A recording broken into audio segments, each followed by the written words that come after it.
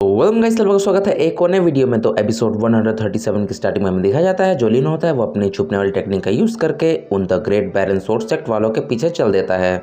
और जैसे वो उस सेक्ट के अंदर जाता है वो देखता है वहाँ पर बहुत सारी हर्ब्स होती है और तभी लिन उनमें से कुछ हर्ब्स को पहचान लेता है और कहने लगता है। उसके बाद लिन एक जड़ी बूटी को देख के कहता है ये तो द 9 सॉन्ग हेवनली से सेम है। इससे जो माना रिस्टोरिंग पोशन होता है उसे बनाया जाता है, ये इसका मेन इंग्रेडिएंट है। और तभी उसकी नज़र और एक जड़ी बूटी पड़ती है। वो कहता है ये तो द ब्लैक गोल्डन ब्लड गिनसिंग है, मेन इंग्रेडिएंट है द थंडरियस इको एलेक्सर बनाने के लिए। और इससे किसी भी टूटी हुई वोन्स वगैरह को भी ठीक किया जाता है। और तभी उसकी नज़र पड़ती है और सारी जड़ी बूटियों पर। बदलिन देखता है ये तो ट्राई कलर ऑर्चिड है, इससे तो ट्राई सोलर ओसर एलेक्सर बनाया जाता है। और ये एलेक्सर जो ओरस कोर स्टेज कल्टीवेटर होता है उनके लिए बहुत फ़ायदेमंद चीज़ है। और जो फाउंडेशन एस्टेब्लिशमेंट स्टेज के कल्टीवेटर होते हैं ये उनका माना भी बढ़ा देता है। आगे वो देखता है यहाँ पर ये वाली जड़ी बूटी है, वहाँ पर वो वाली जड़ी बूटी है। और ये सब देख के वो बहुत ज़्यादा हैरान हो जाता है और कहता है होली काओ, ये जगह तो बहुत ज़्यादा अमेजिंग है हर्ब्स के लिए। और तभी सीन शिफ्ट होता है, हमें दिखाया जाता है the Great Baron Sword Sect के उस बंदे को जो कह रहा होता है अपने बंदों से तुम लोग जाओ साइड में और आराम करो, सबसे पहले मैं जाता हूँ यहाँ पे जो भी सीनियर है उनसे मिलता हूँ जिससे हम यहाँ के कोई भी रूल्स को ना तोड़ें। और वो आगे बढ़ जाता है। उसे देख के लिन सोचने लगता है जो the Great Baron Sword Sect है उसने भी ज़रूर सुना होगा द मॉर्टल स्पिरिचुअल एलेक्सर के बारे में, तो इसी की वजह से ये लोग यहाँ पर आए होंगे। ये मेरे लिए बहुत ज़्यादा डेंजरस हो सकता है, अगर मैं इन्हें फॉलो करूँ तो मैं भी खतरे में आ सकता हूँ। जो स्वेलिंग अर्थ है सबसे पहले मुझे जाके उसे खोजना चाहिए कि वो छुपाया कहाँ गया है। उसके बाद सीन शिफ्ट हो जाता है और हमें दिखाया जाता है रूम के अंदर का सीन जहाँ पे जो बैरन सेक्ट का बंदा होता है और 100 हर्ब सेक्ट के कोई एल्डर बैठा होता है। जो बैरन सेक्ट का बंदा होता है वो कहने लगता है मैं क्यूबिन आपको ग्रीट करता हूँ 100 हर्ब सेक्ट के एल्डर। और जो 100 हर्ब सेक्ट का एल्डर होता है वो कहने लगता है क्यूबिन तुम्हें इतनी ज़्यादा पोलाइट होने की ज़रूरत नहीं है, तुम्हारे जो मास्टर थे वो हज़ारों साल पहले मेरे दोस्त थे। उसके बाद वो क्यूबिन कहने लगता है देखने से तो ऐसा लगता है कि आप कुछ टॉप क्वालिटी के एलेक्सर रिफाइन कर रहे हैं। और वो एल्डर कहने लगता है तुम बिल्कुल सही समय पे आए हो, मेरा जो फर्नेस है वो पूरी तरीके से भरा हुआ है, तुम इसमें से आधा हीलिंग एलेक्सर अपने लिए ले जा सकते हो और जाके अपने मास्टर को दे देना। और जो क्यूबिन होता है वो कहने लगता है इसकी कोई ज़रूरत नहीं है, मैं यहाँ पर किसी और काम से आया हूँ। और जो मेरे मास्टर है इनक्वीर उन्होंने मुझे यहाँ भेजा है और उन्होंने मुझे यहाँ पर इमोर्टल स्पिरिचुअल एलेक्सर के लिए भेजा है। बाहर बहुत सारी अफवाह चल रही है इसके बारे में। उसके बाद सीन शिफ्ट रहता है, में दिखाया जाता है लिन को जो अपने हेवन एंड अर्थ मिरर में देख रहा होता है। मैंने गिया जेट को इसी की मदद से देखा था, तो ऐसा हो सकता है कि मुझे स्वेलिंग अर्थ भी इसी की मदद से मिल जाए। और उससे महसूस होता है कि हाँ वो यहीं आसपास है। आगे वो सोचने लगता है जो स्वेलिंग अर्थ है उसे 100 हर्ब सेक्ट के प्रोजेनिटर ने बहुत पहले ही ले लिया है, मुझे लगता है वो इससे कुछ चीज़ बना रहे हैं। शायद से ये भी हो सकता है इसकी मदद से वो मॉर्टल स्पिरिचुअल एलेक्सर बना रहे हों। लेकिन ऐसा कैसे हो सकता है जो द इमोर्टल स्पिरिचुअल एलेक्सर है, अगर वो सचमुच है तो इसके बारे में उनके खुद के डिसेपल्स को ही नहीं पता। तो इसका यही मतलब निकलता है जो 100 हर्ब सेक्ट के प्रोजेनिटर है वो सबसे इस एलेक्सर को छुपा रहे हैं और सीक्रेटली उसे रिफाइन कर रहे हैं। अगले सोचने लगता है जो सीक्रेट एलेक्सर का चेंबर है उनके बारे में तो इनके खुद के डिसेपल्स को ही नहीं पता, और जो इस जगह का प्रोजेनिटर है उसने पता नहीं इस चेंबर को कहाँ पर बनाया होगा। इसका यही मतलब निकलता है कि उस जगह पर कोई भी ऑर्डिनरी पीपल नहीं जा सकता है, कोई भी अनऑथराइज्ड पर्सन वहाँ पर नहीं जा सकता है, सिर्फ प्रोजेनिटर है वहाँ पर फ्रीली मूव कर सकते हैं। तब लिन ज़मीन पर अपना पैर मारता है और कहता है हाँ यही वो जगह है। अगलिन सोचता है अगर यहाँ आसपास चैंगचुएन पिक में कोई गुफा है तो वो ज़रूर ज़मीन के नीचे होगी। नैन्सन सोल स्टेज का कल्टीवेटर है वो यहाँ पर आराम से आ जा सकता है और इस केव का लोकेशन है वो भी किसी को नहीं पता, इसलिए ये सबसे अच्छा जगह होगा।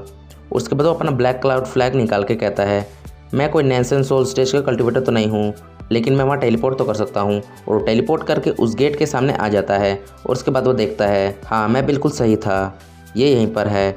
और वो टेलीपोर्ट करके फिर से उस गेट के अंदर चले जाता है और जैसे वो उसके अंदर जाता है वो देखता है वहाँ पर बहुत बड़ी बड़ी चींटियाँ होती हैं। अगल लिन कहता है जो प्रोजेनिटर है इस 100 हर्ब सेक्ट के उन्होंने तो सच में बहुत अच्छी ट्रिक्स का यूज़ किया है, लेकिन वो मुझे बिल्कुल नहीं रोक सकते आगे जाने से। और वो फिर से टेलीपोर्ट कर देता है, लेकिन वो टेलीपोर्ट करके एक ठंडी जगह पे आ जाता है और वो कहता है यहाँ पर इतना ज़्यादा ठंड क्यों है, और वो चीखने लगता है। आगे वो कहता है ये घटिया सी जगह कौन सी है। उसके बाद सीन शिफ्ट हो जाता है और हमें दिखाया जाता है 100 हर्ब सेक्ट का एल्डर और क्यूबिन। वो एल्डर कह रहा होता है तो कोई भी उस जगह को खोज नहीं पाया जहाँ पर इमोर्टल स्पिरिचुअल एलेक्सर बनता है और किसने भी उस जगह को नहीं देखा है। और जो क्यूबिन होता है वो कहने लगता है अफवाह पूरी तरीके से फैल चुकी है और मेरी मास्टर पूरी कोशिश कर रहे हैं कि वो इस अफवाह को बाहर जाने ना दे। और इस अफवाह के कारण बहुत सारे लोगों का अटेंशन इस जगह पर पड़ गया है। और मेरे मास्टर ने कहा है हमें थोड़ा रुकना होगा। और जो एल्डर होता है वो कहने लगता है तुम चिंता मत करो, जो सेकंड बैच है इमोर्टल स्पिरिचुअल एलेक्सर का वो जल्दी ही रेडी हो जाएगा और पिछली बार की तरह तुम लगभग इसका 60% वापस ले जा सकते हो। और जो कि बिन होता है वो कहने लगता है लेकिन एल्डर उसको टोक देता है और कहता है क्या तुम्हें सच में मेरी बात का विश्वास नहीं हो रहा है कि वहाँ पर बहुत ज़्यादा प्रोटेक्शन है, उसे बहुत सारे अलग अलग पार्ट्स में डिवाइड किया गया है, अलग अलग लेयर्स में, जिससे कोई भी वहाँ ना पहुँच सके। उसके बाद वो बताने लगता है कि वहाँ पर बड़ी बड़ी चींटियाँ हैं और उसके बाद बर्फ़ की दीवारें हैं। और आगे वो एल्डर कहता है सिर्फ बहुत पावरफुल कल्टीवेटर ही उन आइस की दीवारों को तोड़ सकता है। बात शिप आता है और हमें दिखाया जाता है लिन को, जो कि उस आइस की वॉल को चेक करने लगता है। और आगे वो सोचता है सच में यार ये आइस की दीवार तो सच में बहुत ज़्यादा मोटी है, जो मेरा the grand son primordial fire है, अगर मैं उसका यूज़ करता हूँ तो यहाँ का जो मास्टर है उसे पता चल जाएगा कि कोई घुसपैठिया आ चुका है। और यहाँ पर एक फॉर्मेशन भी लगा हुआ है जिससे मैं टेलीपोर्ट भी नहीं कर सकता हूँ। और तभी लिन को आइडिया आता है चलो मैं उस चीज़ का तो यूज़ कर ही सकता हूँ। और वो अपने पास से एक आइटम निकालता है। अरे यार मैं भी इस आइटम के बारे में भूल चुका हूँ, ये चैप्टर 134 में दिखाया गया था। अगले दिन लगता है ये जो चीज़ है ये किसी भी गर्म चीज़ को ठंडा कर सकता है और किसी भी ठंडा चीज़ को गर्म कर सकता है। तो इसकी मदद से मैं इस आइस वॉल को मेल्ट कर सकता हूँ। और वो इस चीज़ का यूज़ करता है जिससे वहाँ का जो आइस वॉल होता है वो पूरी तरीके से मेल्ट हो जाता है। और आगे कहता है हाँ जैसे कि मैंने सोचा था, इसने इस ठंडी सी दीवार को पूरी तरीके से गर्म कर दिया और अब ये पिघल चुका है। उसके बाद वो उस आइटम को अपने पास रख लेता है और आगे वो बढ़ जाता है और कहने लगता है सच में यहाँ का जो मास्टर है उसने बहुत ज़्यादा ट्रैप्स लगाया है, चलो देखा जाए इसके अंदर आखिर ऐसा क्या चीज़ है। और वो आगे चलते चलते एक दरवाजे के पास पहुँच जाता है और तभी लिन को एक खुशबू आती है और कहने लगता है मुझे यहाँ से जली हुई हर्ब्स की खुशबू क्यों आ रही है। और दरवाजे को जैसे ही खोलता है वो अंदर देखता है बहुत सारे फर्नेस रखे होते हैं। आगे वो कहता है इनमें से जितने भी फर्नेस है उन सबको स्वेलिंग अर्थ के द्वारा बनाया गया है। अगले दिन कहता है चलो देखा जाए इसके अंदर कौन सा एलेक्सर है। और जैसे ही वो उसका ढक्कन खोलता है वो देखता है उसके अंदर एक बेबी होता है। और उसे देख के लिन बहुत ज़्यादा गुस्सा हो जाता है और कहता है what the fuck, in cultivator की हिम्मत कैसे हुई कि ये एक बायोकेमिकल वेपन बनाए इस जगह पर। और बहुत ज़्यादा गुस्सा हो रहा होता है। आगे वो कहता है ये बूढ़े 100 हर्ब सेक्ट के ये तो सचमुच बच्चों का इस्तेमाल कर रहे हैं इस एलेक्सर को रिफाइन करने के लिए। और ये बच्चे इतनी छोटी सी उम्र में ओरस कोर स्टेज पर कैसे जा सकते हैं, ये बिल्कुल पॉसिबल ही नहीं है।